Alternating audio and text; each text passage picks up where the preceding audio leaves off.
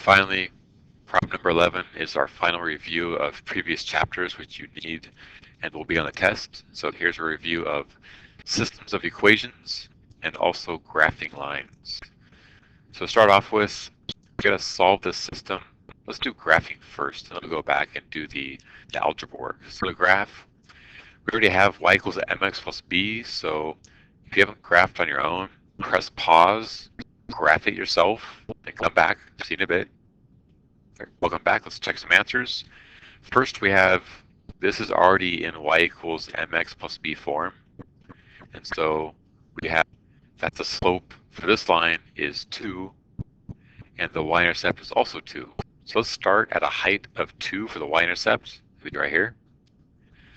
A slope of 2 means a rise of up 2 over 1. So from the y-intercept, go up 2 over 1, and keep going up 2 over 1 as far as you can. And keep the same pattern going backwards. This is still a slope of 2 over 1. And then go ahead and connect your dot.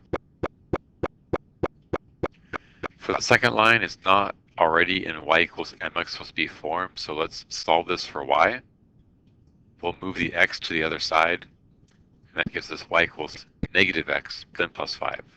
So the starting amount is positive 5. Let's go up to 5. 1, 2, 3, 4, 5's right here. There's our starting y-intercept. And then a slope of negative 1, this counts as negative 1. That means go down 1 and over 1 to the right, down 1 over 1, and keep this pattern going, forward and backward. And we end up with the point of intersection of the two lines is right here where they cross. So that point of intersection is at the location 1, 4. So now we're going to go back to the algebra work and see if we can find the same solution, x equals 1 and y equals 4, by using an algebraic method. So right now I want you to pause the video and list the 3 different solution techniques that we used when solving systems. I'll start you off with one of them. There was the equal values method, and there's 2 others. Press pause, see what you come up with. Did you find them? They are the elimination method and substitution method.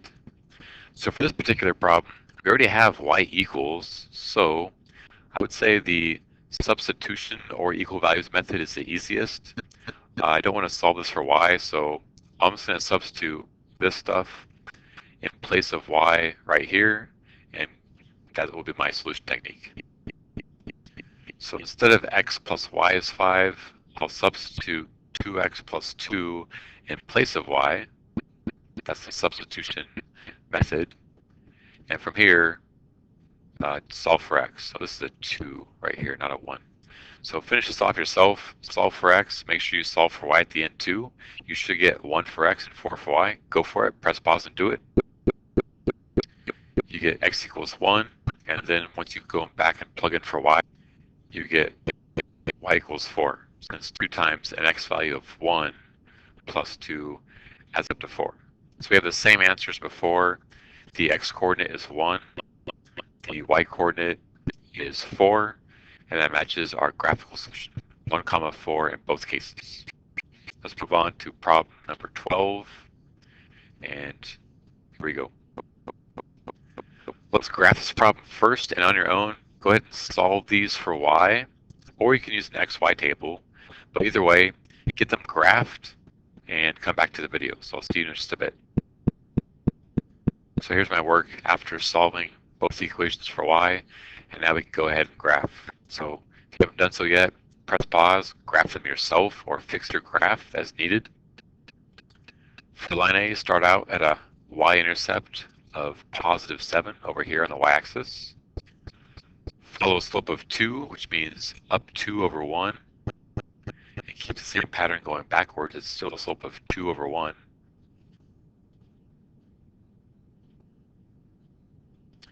And for line B, start at your y-intercept of positive 2 and follow a slope of negative 1/2, means down 1 over 2, down 1 over 2. Remember, negative slopes go down and to the right. So keep that pattern going. Extend the pattern as far as you can. and you end up with a point of intersection right here. And so this location is x equals -2, and the y value is 3. So let's see if we can find the same thing with an algebraic solution. And since we already have the equations solved for y, you could definitely use the equal values method. So if you want to do that, go ahead and do it and come back. Welcome back. So I'm going to go ahead and use a different method, even though equal values at this point would be a smart decision. I'm going to use the elimination method. So let me set these things up side by side and explain why I'm doing that. So here I've written the second equation below the first equation, and check this out. If you add these up vertically, you can almost get one variable to cancel. Right here, if this was a -2y instead of positive 2y, then the 2y's would cancel out. So what we're going to do is we're going to switch colors to blue and multiply this equation all by -1, because that'll give us a -2y, which will then cancel out. So here's what the new system turns into. The top equation stays the same. After multiplying by -1, there's the bottom equation. And now add them up. The 2y minus 2y cancels out. -4x minus x, that's -5x, equals +10. Divide both sides by -5, and you get x equals -2. That was pretty simple and straightforward. Awesome. To find y, plug in -2 to either equation. I'll use the second equation since it looks easier to plug into. We've got 2y plus the x value we already know is -2, so plus -2 equals 4. That's the same as saying 2y minus 2 equals 4. Last steps, add 2 to both sides of the equation. Plus 2, that gives us 2y equals 6. And then the final step is divide by 3, or 2 rather, divide by 2. After dividing by 2, we get y equals 3. And so we've got the same answer. We have -2 for x, 3 for y. That matches what we did graphically. And so there's an example of using the elimination method to find the algebraic solution.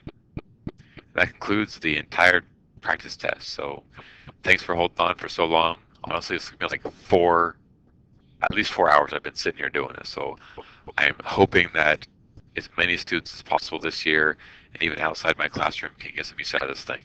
Thanks for watching.